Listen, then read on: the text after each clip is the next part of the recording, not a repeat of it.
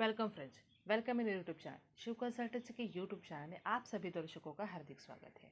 आप अगर किसी ऑर्गेनाइजेशन में काम करते हो तो होप आपने इंटरनल ऑडिट या एक्सटर्नल ऑडिट को फेस किया होगा। इस इंटरनल ऑडिट में अगर कुछ गैप्स निकलते, कुछ फाइंडिंग्स निकलते हैं तो ऑडिटर आपको कमेंट डाल के देता है, जिसको पीआई कहा जाता है, ओबीएस या फिर एएफआई, एएसएफआई, सजेशन, माइनर या मेजर एनसी, ऐसे आपको कमेंट्स डाल के देता है। और अगर ज़्यादा सीरियस प्रॉब्लम रहता है तो वो आपको एनसीआर रिपोर्ट देता है और उसमें वो स्पेसिफाई करता है कि ये एनसी माइनर है कि मेजर है। बट कई बार जो एम्प्लॉयज़ है उनको क्या प्रॉब्लम होता है कि इसका अंडरस्टैंडिंग नहीं होता है कि इसका सीरियसनेस कितना है, कि स्पेसिफाई नहीं कर पाते हैं वो लोग। तो इसकी वजह से जो भी करेक्टिव एक्शन वो लोग लेते हैं इस पॉइंट को क्लोज करने के लिए, वो उतना इफेक्टिव नहीं हो पाता, बिकॉज अंडरस्टैंडिंग का ही प्रॉब्लम है। तो आज का ये वीडियो उन सारे दोस्तों के लिए जिनको ये अंडरस्टैंडिंग नहीं हो पाता या फिर जिसको वो थोड़ा सा सेग्रीगेट नहीं कर पाते। चलो देखते हैं कि एग्जैक्टली इसका क्या होता है। आपने आपका ऑडिट रिपोर्ट देखा होगा, ऐसे तरीके का ऑडिट रिपोर्ट आपको मिलता है जिसमें ऑडिटर आपके कमेंट्स डाल के देते हैं। एक्चुअली उन्होंने ऑडिट रिपोर्ट में डाला हुआ होता है कि एनसीए, एनसीबी क्या है या फिर पीआई किसको कहा जाता है, बट स्टैंडर्ड की लैंग्वेज थोड़ा समझने के लिए डिफ़िकल्टी आ जाती है। थोड़ा डाइवर्ट कर लेते हैं। हम लोग भी कंसल्टेंसी प्रोवाइड कर रहे हैं आईएसओ में, इवन एनवायरनमेंट के स्टैंडर्ड में, एरोस्पेस के स्टैंडर्ड में। तो अगर आपको ऐसी कुछ रिक्वायरमेंट्स है तो आप हमें कांटेक्ट कर सकते हैं। हम सिस्टम को इम्प्लीमेंट भी करते हैं और अगर आपको एएमसी चाहिए तो वो भी देते हैं। वेरियस स्टैंडर्ड में अभी हम लोग काम कर रहे हैं और इवन फाइस और काइजन में भी काम करें, और ये सर्विसेज हम दे रहे हैं मुंबई, पुणे और गुजरात सिटी में। तो अगर ऐसी कुछ रिक्वायरमेंट रहेगी तो ज़रूर कांटेक्ट कीजिएगा दोस्तों। तो चलो आते हैं वापस अपने वीडियो की तरफ। ऑब्जर्वेशन क्या होता है इसको पहले जान लेते हैं कि अंडर ऑब्जर्वेशन या फिर ऑडिटर आपको ऑब्जर्वेशन की कमेंट कभी देता है। अगर आपने सिस्टम को ऑलरेडी इम्प्लीमेंट किया है बट उसमें गैप है, आपने जो डिसाइड किया हुआ गोल और आपने जो अचीव किया हुआ गोल है उसमें अगर ज़्यादा ही वेरियस उसको गैप दिखता है तो उस केस में वो आपको अंडर ऑब्जर्वेशन मीन्स वो आपको ऑब्जर्वेशन का पॉइंट दे देता है। थोड़ा सा यहाँ पे हम लोग एक उदाहरण के तौर पे देखते हैं कि अगर आपने ऑन टाइम डिलीवरी का ऑब्जेक्टिव लिया है और आपने ऐसा डिसाइड किया है कि 90% हम एवरी मंथ उसको अचीव करने वाले हैं, बट आप उसको अचीव नहीं कर पा रहे, मीन्स अगर अप्रैल में आप 50% कर रहे या फिर मई में आप 52 कर रहे, जून में वापस रिड्यूस हो गया, लेकिन कंटिन्यूसली आप फेल हो रहे हैं, उसको अचीव नहीं कर पा रहे, या फिर जो आपने एक्शन प्लान डिसाइड किया है शायद वो उतना इफेक्टिव नहीं है तो आपको प्लान बी बनाना पड़ेगा। उस केस में वो आपको ऑब्जर्वेशन दे सकता है।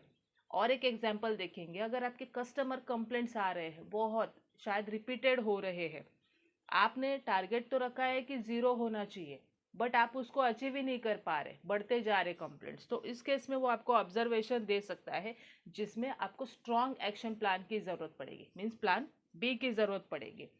अभी एएफआई या एसएफआई या ओएफआई उसको क्या कहा जाता है, एरिया फॉर इम्प्रूवमेंट, जिसको पीआई भी दिया जाता है कि आपने ऑलरेडी सिस्टम को इम्प्लीमेंट किया भी है, आपका परफॉर्मेंस ठीक है बट इसमें से और बेटर हो सकता है ताकि आप आपके गोल को अच्छी तरीके से अचीव कर पाए, इफेक्टिवनेस उसका दिखा पाए और आप अच्छे तरीके से प्रोग्रेस कर पाए। इसको ही एफआई ओएफआई किया जाता है। अभी उदाहरण के तौर पे या एग्जाम्पल के तौर पे अगर हम देखेंगे तो आपके customer, normally usually customer feedback देने को राजी होते नहीं है, अलग अलग नुस्खे निकाल के, अलग अलग आपको आइडियाज़ निकाल के उनके फीडबैक्स लेने पड़ेंगे।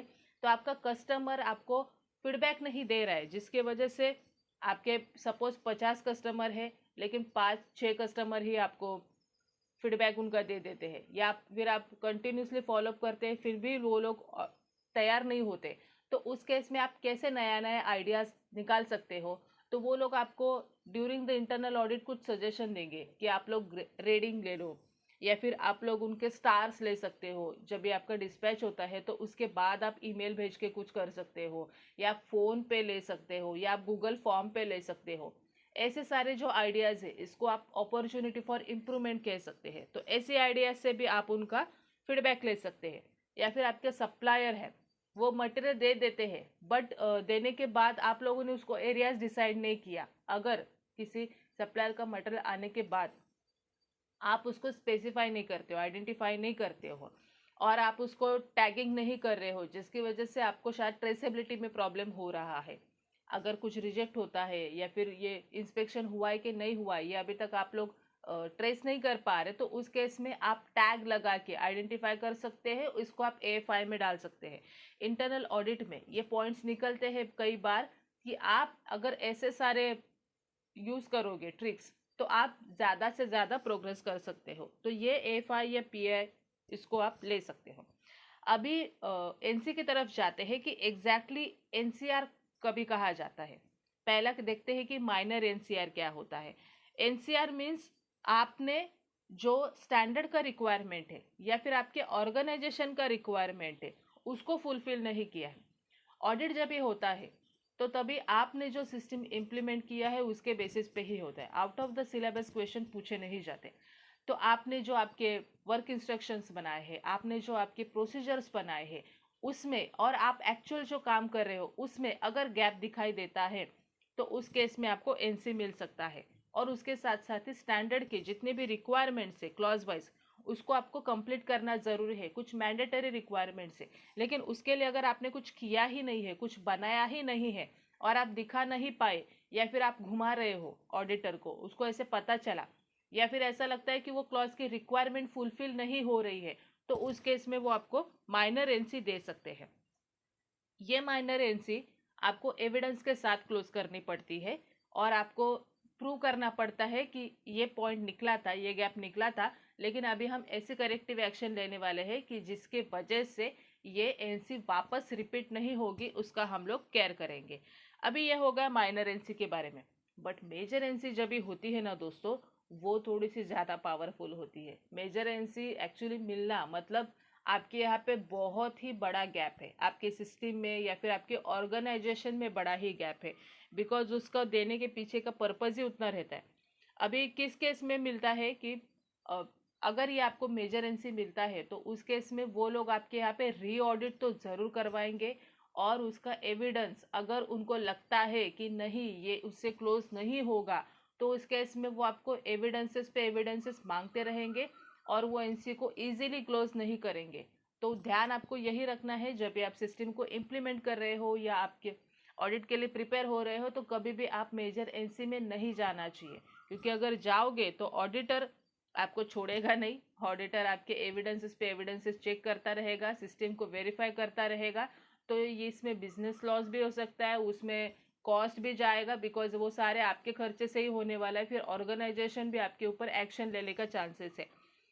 मेजर NC कभी मिलता है कि अगर स्टैट्यूटरी या फिर रेगुलेटरी रिक्वायरमेंट में अगर उनको लगता है कि आप उसको फुलफिल नहीं कर रहे हो, आप उसको स्किप कर रहे हो, या ऐसी कुछ लीगल रिक्वायरमेंट्स है आपके प्रोडक्शन बनाते समय या आपकी सर्विसेज में, लेकिन आप उसको प्रॉपरली कंप्लीट नहीं कर रहे हो और उसको स्किप किए आप कुछ बना रहे हो, तो उस केस में अगर उनको ऐसा ऑब्जर्व होता है, तो उस केस में आपको मेजर NC मिल सकता है।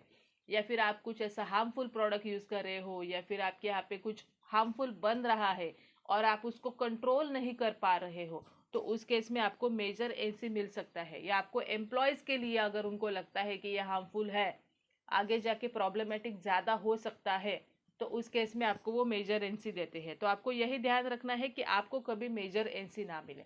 तो ये था आपका मीनिंग कि एग्जैक्टली पॉइंट्स कैसे रहते हैं इंटरनल ऑडिट में, एक्सटर्नल ऑडिट में ऑडिटर पॉइंट कैसे देते हैं, और इसका आप कैसे अंडरस्टैंडिंग करके इसका एक्शन ले सकते हो। तो ऐसा ही ये छोटे वीडियो था।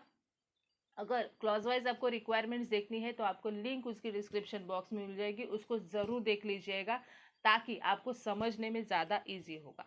छोटी सी रिक्वेस्ट, पहली बार अगर आप हमारे चैनल पे आए होंगे तो इस चैनल को सब्सक्राइब करना ना भूलें, ताकि नए जितने भी वीडियोज़ आने वाले हैं उतने सबके लिंक आपको आप मिलेंगे, आप उसको देख सकते हैं, आप आपका नॉलेज बढ़ा सकते हैं, और आप जब भी काम कर रहे हैं तो उसको ईजीली यूज़ भी कर सकते हैं।